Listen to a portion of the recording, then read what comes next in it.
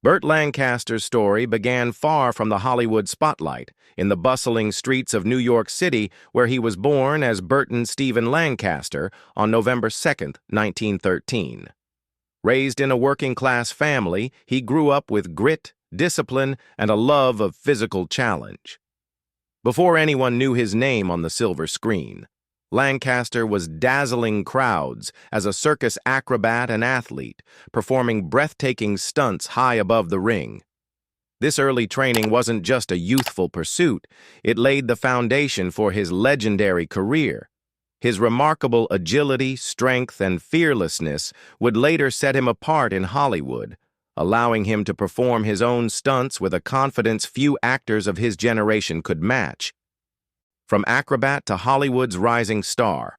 By the 1940s, Burt Lancaster had traded the circus ring for the movie set, and Hollywood quickly took notice. His striking looks, towering physique, and magnetic charisma made him impossible to ignore. Lancaster's breakthrough came in 1946 with The Killers, where he delivered a haunting performance as a doomed ex-boxer. The role launched him into stardom and proved he was more than just a handsome face. With his rare ability to blend rugged masculinity with emotional depth, Lancaster became a versatile actor, commanding genres from gritty film noir to sweeping westerns and powerful dramas, redefining Hollywood with vision and courage. By the 1950s, Burt Lancaster was no longer content to simply star in films. He wanted to shape them. Alongside Harold Hecht and James Hill, he co-founded the groundbreaking production company Hecht Hill Lancaster, a bold move that gave him creative control in an era dominated by studio contracts. Unlike many stars who played it safe, Lancaster used this power to champion films with depth, conscience, and artistic ambition. His company produced Marty, 1955, a modest love story that stunned Hollywood by winning the Academy Award for Best Picture, celebrated for its honest portrayal of everyday life. Just a few years later came Separate Tables, 1958, tackling issues of loneliness, repression, and human vulnerability with a level of sensitivity rare for the time.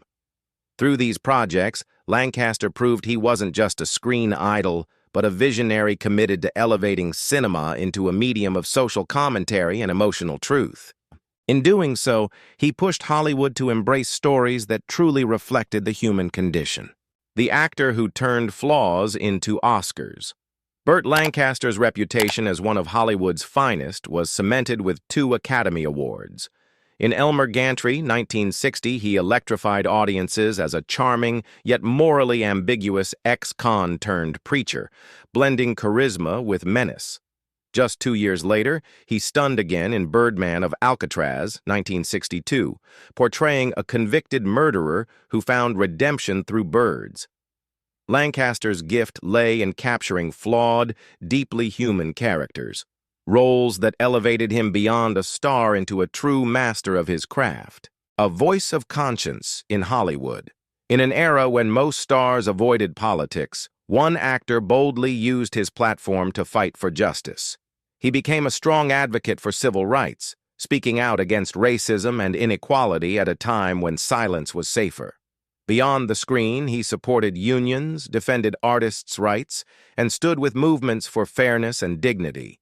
His principles earned him admiration not only as an actor but as a courageous public voice for change. Reinventing stardom in a changing Hollywood. As Hollywood shifted through the 1970s and 1980s, Burt Lancaster proved his brilliance was far from fading. In The Swimmer, 1968, he delivered a surreal, haunting performance that later became a cult classic, exploring themes of isolation and disillusionment. More than a decade later, he returned with Atlantic City, 1980, earning another Oscar nomination for his poignant portrayal of an aging man confronting lost dreams. Lancaster's ability to evolve with the times ensured his relevance and respect across generations. Behind the curtain, the loves and trials of Burt Lancaster. While Burt Lancaster dazzled audiences with his commanding screen presence and unshakable masculinity, his personal life told a story far more complex. Love for him was never simple. It was acrobatic, political, volatile, and finally tender. Across 3 marriages and a stormy relationship, Lancaster's romantic life mirrored the many roles he played on screen: passionate, conflicted, and layered with contradictions. First marriage. June. Ernst. Love on the high wire. Before Lancaster was a Hollywood star, he was a circus performer, and at the center of that world was June Ernst, his first wife. Born into a family of trapeze artists, June carried on the daring legacy of her mother, a pioneering aerialist in an era when women in the circus were pushing boundaries. Lancaster, drawn into the circus through her family, performed alongside them and refined the acrobatic skills that would one day define his movie career. Their marriage was less about glamour than grit, forged in the nightly risk of life-or-death performances under the big top. Lancaster's agility, confidence, and showmanship, the very qualities that made him magnetic in films like The Flame and The Arrow, were cultivated during this time. Yet as Lancaster's ambitions expanded, the marriage faltered. Accounts differ on when they officially parted, with some reports pointing to 1940 and others as late as 1946. Whatever the exact date, their paths diverged. June remained tied to her circus roots, while Burt moved toward Hollywood. Still, the echoes of their union lingered in his fearless physicality and commitment to performance. Second marriage. Norma Anderson. A political partnership. If Lancaster's first marriage was about acrobatics, his second was about activism. In 1946, he married Norma Anderson, whom he had met during World War II when she filled in for an ill actress in a USO production entertaining American troops in Italy. Their story began almost like a Hollywood script. Norma spotted Lancaster from afar and asked who the handsome officer was. A blind date soon followed, and from it grew a marriage that lasted over 2 decades. Together, they became not just husband and wife, but political allies. Their home in Beverly Hills even featured a room dedicated to political organizing, complete with printing presses for mass mailings.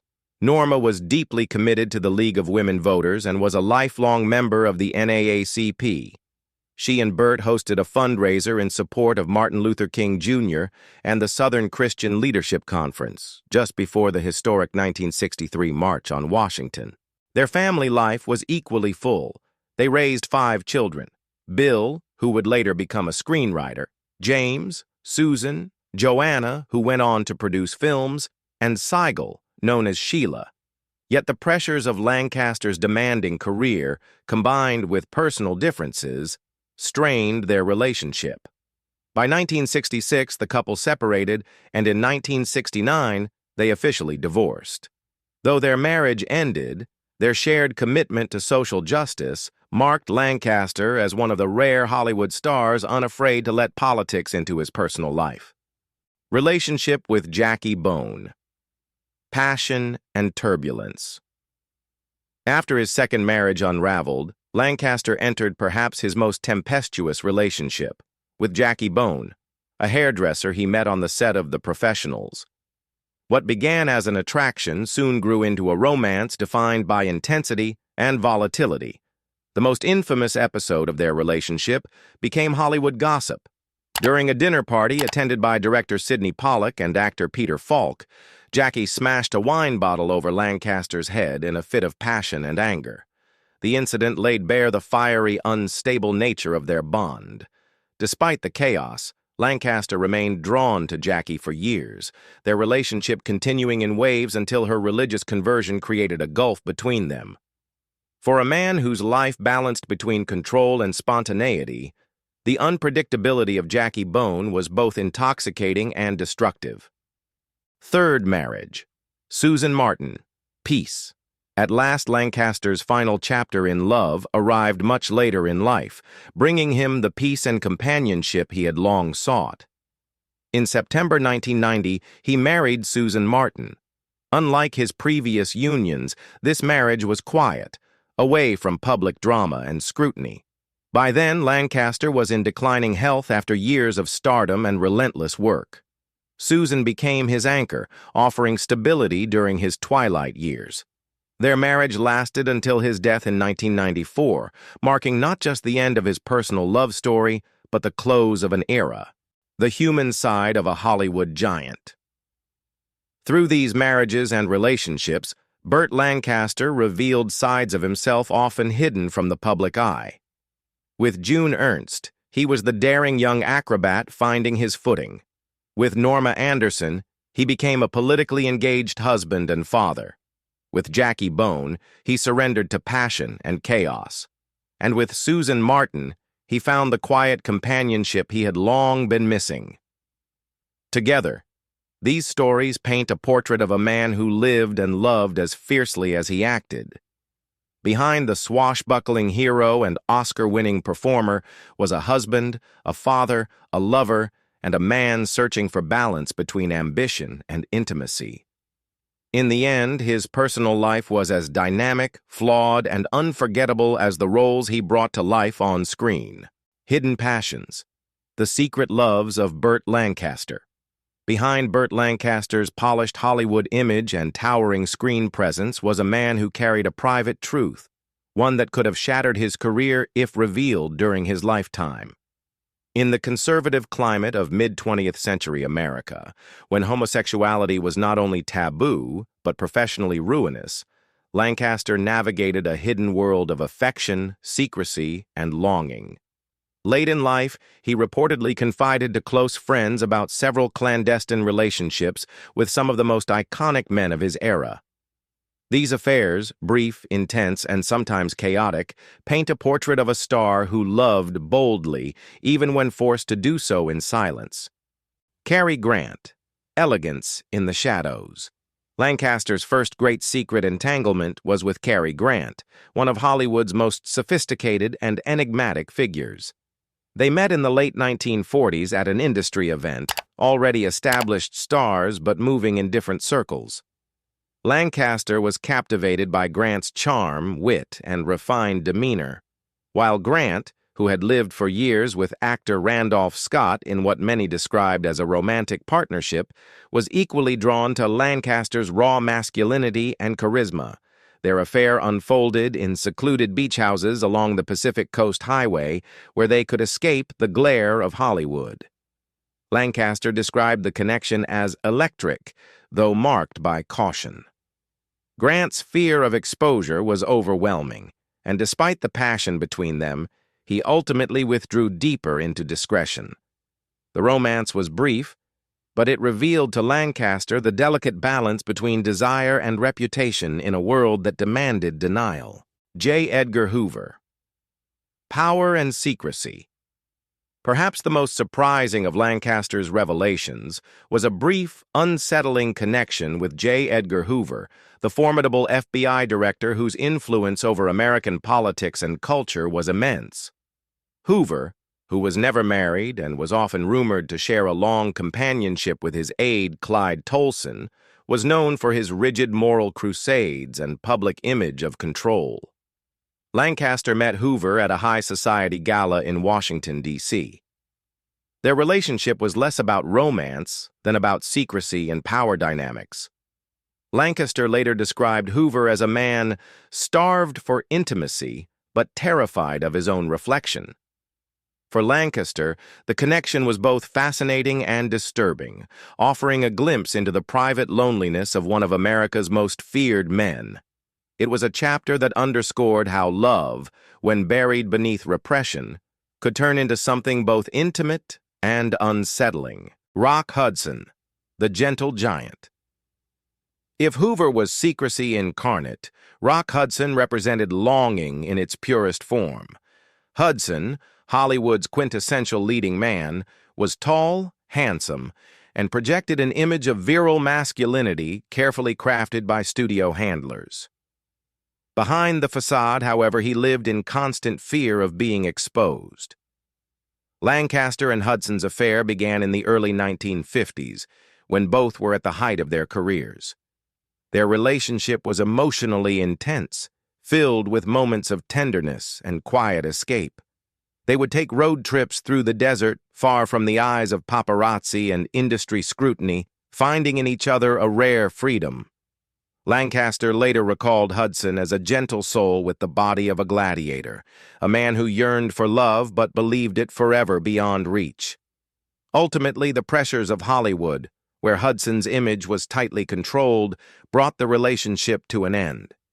Decades later, Hudson's death from AIDS in 1985 would tragically expose the truth he had spent his life concealing. Ricky Nelson, the boy who sang like a breeze. The most unexpected name on Lancaster's list was Ricky Nelson, the teen idol and television star from The Adventures of Ozzie and Harriet. Nearly 20 years Lancaster's junior, Nelson was still struggling to shed his child star image when he became involved with the older actor in the early 1960s. For Nelson, Lancaster was both a mentor and protector, offering guidance in a world that could be both glamorous and unforgiving. Their affair, though short-lived, carried deep meaning for the young star. Lancaster, however, recognized the imbalance in their ages and lives. He ended the relationship gently, believing Nelson needed the freedom to find his own identity both personally and professionally. He later remembered Nelson with great tenderness, describing him as the boy who sang like a breeze and kissed with the hunger of someone who had never been allowed to want. Marlon Brando. A volcanic affair. Of all Lancaster's hidden relationships, none burned brighter or more chaotically than his affair with Marlon Brando. Brando was everything Lancaster was not: impulsive, eccentric, openly rebellious, and unafraid to defy convention. Their connection ignited at a politically charged Hollywood event in the late 1950s, sparking a romance that Lancaster described as volcanic. Their chemistry was immediate, raw, and irrepressible. Brando seduced not only with sensuality but with his intellect, challenging Lancaster in debates and provoking him in ways no one else could. The relationship was marked by both passion and rivalry, fueled by clashing egos and artistic competition. Lancaster admitted that Brando was the only man who could make me feel completely undone just by looking at me. Yet the very intensity that made their affair so consuming also doomed it. The burden of secrecy, combined with their tempestuous personalities, eventually tore them apart. The romance flickered on and off for years before finally fading, leaving both men scarred, but also transformed. Love in silence. These secret relationships reveal a side of Burt Lancaster the public never saw. To audiences, he was the epitome of rugged masculinity, the swashbuckling hero, the charismatic rogue, the Oscar-winning actor. But behind closed doors, he was a man who loved deeply, often recklessly, and always in silence. In sharing these stories late in life, Lancaster wasn't seeking scandal or sensationalism. He sought liberation. After decades of protecting, pretending, and suppressing, he wanted to acknowledge the truth, that his capacity for love was broader, braver, and more complicated than Hollywood ever allowed him to show. His affairs with Grant, Hoover, Hudson, Nelson, and Brando weren't just hidden romances.